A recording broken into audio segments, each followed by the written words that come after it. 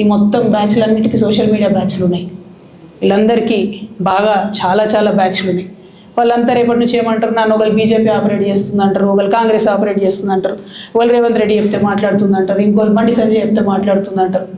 ఖబర్దార్ బిడ్డ, నేను ఎవరు చెప్తే ఆడేటటువంటి తోలుబొమ్మని కాదు.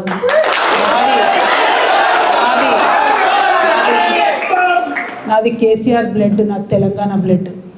ఇండిపెండెంట్గా నేను అనుకున్న విషయాన్ని చెప్తున్నాను.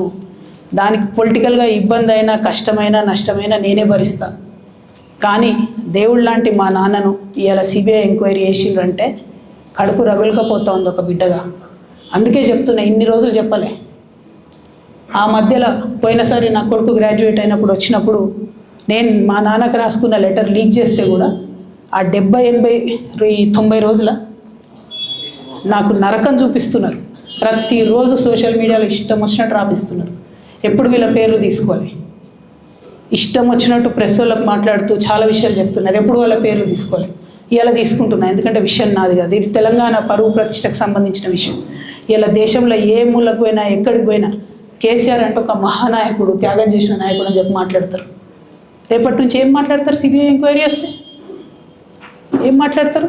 కేసీఆర్ అంటే సిబిఐ కేసు అంటారు. మా నాన్న పరువు పోతే నాకా బాధ, మీకా? మీకు పైసలు కావాలి కదా, మీకు పేరుతోనేం పని?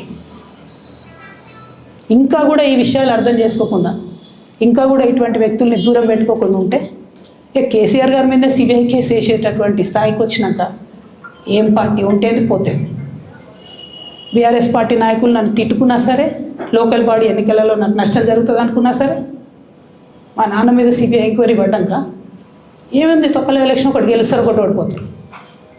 అసలు ఓడిపోయే పరిస్థితి ఎట్లా వచ్చింది? ఇటువంటి దుర్మార్గుల వల్ల కాదు వచ్చింది. ఆలోచన చేసుకోవాలి కదా.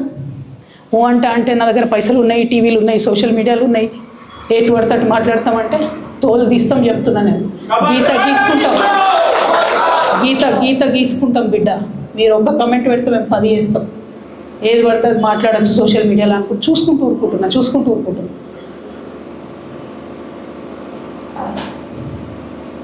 పెద్ద సార్ దగ్గరికి వచ్చినాక ఇక కాంప్రమైజ్ అయ్యేది ఏం లేదు.